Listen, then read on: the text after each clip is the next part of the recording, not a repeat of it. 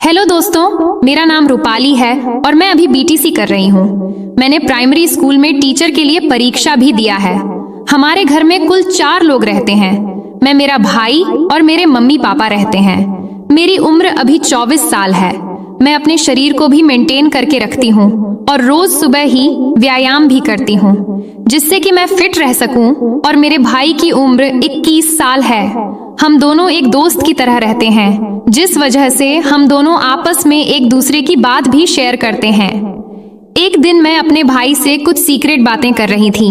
मैंने उससे पूछा, राहुल, तुम्हारी कोई गर्लफ्रेंड है कि नहीं?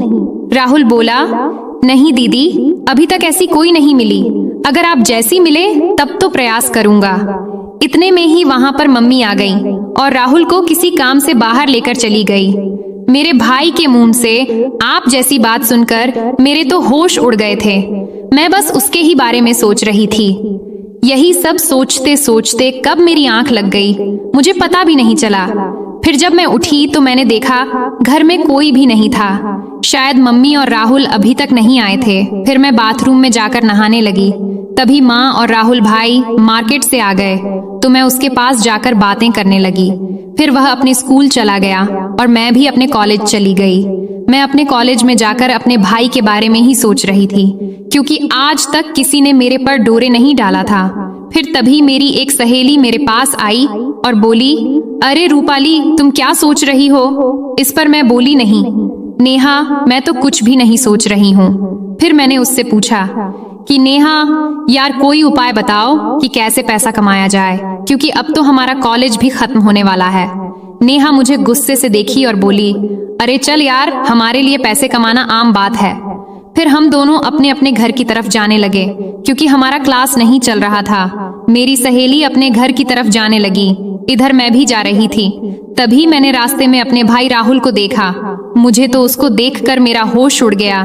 राहुल अपने साथ 3 लड़कियों को लेकर घूम रहा था। मुझे उस पर काफी ज्यादा गुस्सा आ रहा था, क्योंकि पापा इतना मेहनत करके पैसा लाते हैं और हमें पढ़ने के लिए देते हैं, लेकिन यह सारा पैसा बर्बाद कर रहा है। फिर मैं उसी गुस्से में घर चली आई और राहुल के आने का इंतजार करने लगी। मैं मम्मी पापा को भी यह सब बातें बताना चाहती थी, लेकिन मैंने नहीं बताया कि शायद उन्हें ठेस पहुंचेगी। फिर शाम के समय जब राहुल घर आया तो मैं उसके कमरे में गई और देखा तो वह टीवी देख रहा था। मैंने उससे पूछा, राहुल, तुम मार्केट में लड़कियों के साथ क्यों घूम रहे थे?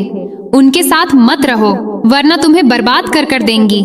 उसने कहा, नहीं दीदी, मैं तो घूमूं। उनके साथ घूमने में काफी मजा आता है और मेरे लिए यही समय है।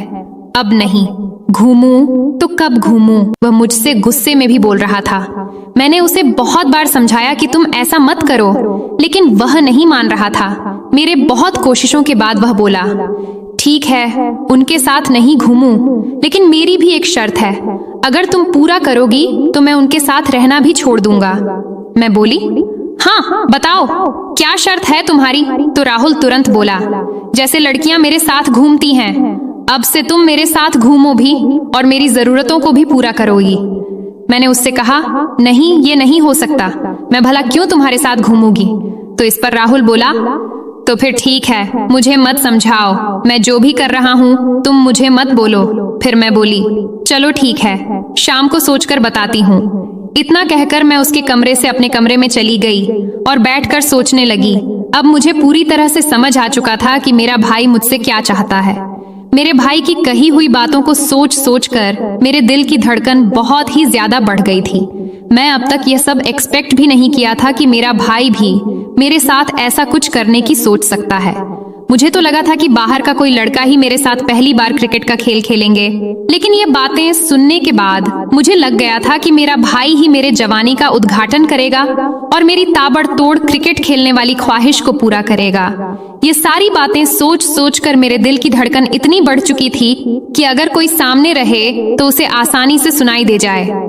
फिर मुझे कुछ दिन पहले की भी बात याद आ गई कि वह मुझे कैसे देख रहा था। मैं उसको पूरी तरह से समझ गई थी कि वह क्या करना चाहता है। मेरे पास तो बहुत बड़ी समस्या थी कि अब मैं क्या करूं। अगर मैं हाँ नहीं बोलूंगी तो वह उन लड़कियों के चक्कर में बर्बाद हो जाएगा और उसकी पढ़ाई भी खराब होगी। और अगर हाँ बोलूंगी तो वह मेरा भाई है। फिर मेरे दिमाग में अचानक ख्याल आया कि शायद मुझे भी उसकी जरूरत है और ये बात घर में ही रहेगी, इससे हमारी इज्जत भी बची रहेगी और मेरा भाई भी सुधर जाएगा। यही सब सोचते सोचते मैं सो गई। फिर जब मैं सुबह उठी तो राहुल के कमरे में चली गई। अब मैं भी उसके लिए बेताब हो रही थी। फिर मैंने उससे कहा, ठीक है राहुल, मुझे तुम्हारी शर्त मंजूर है, लेकिन चलो पहले हम शॉपिंग करेंगे, बाद में तुम्हें जो करना है वह कर लेना। फिर मैंने उससे कहा कि यह बात बाहर किसी को पता नहीं लगना चाहिए और तुम उन लड़कियों के साथ भी आज के बाद मत दिखाई देना। वह बोला, ठीक है, आज के बाद आप जैसा कहोगी मैं वैसा ही करूंगा। लेकिन मैं वर्षों से इस दिन का इंतजार कर रहा था। आज वह दिन आ ही गया। फिर मैं मम्मी के पास चली गई और नाश्ता बनाने लगी।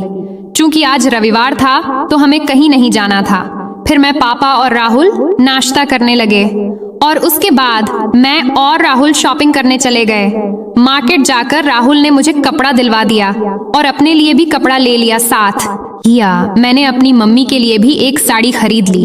फिर शॉपिंग करके हम एक रेस्टोरेंट में गए और वहां से खाना खाकर घर चले आए। फिर शाम होते ही मेरा भाई राहुल मुझसे कहने लगा, चलो अब अपनी शर्त पूरा करो। तो फिर मैं भी शर्त के मुताबिक अपना काम करने लगी। हम एक कमरे में चले गए। कमरे में बहुत ज्यादा अंधेरा था तो मैं लाइट जलाने को कहा। इस बात पर मेरा भाई भी राजी हो गया। वह मुझसे कहने लगा कि हाँ, लाइट जला लो, मुझे आज सब कुछ साफ साफ देखना है।